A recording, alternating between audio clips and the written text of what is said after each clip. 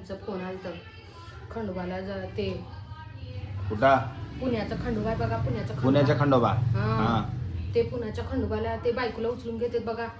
त्याला जायचं हाय, येतेस का म्हणून फोन केलं. जाऊ म्हणून आपण.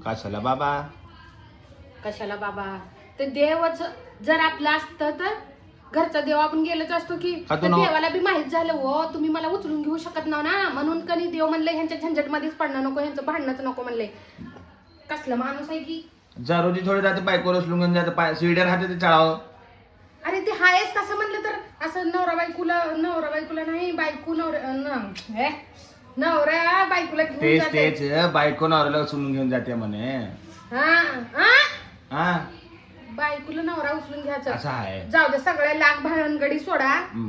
तुम्ही जाणार आहो का नाही हे एवढं सांगा. नाही बाबा, तू आहेस त्या नवसाचा दिवा, तू जा.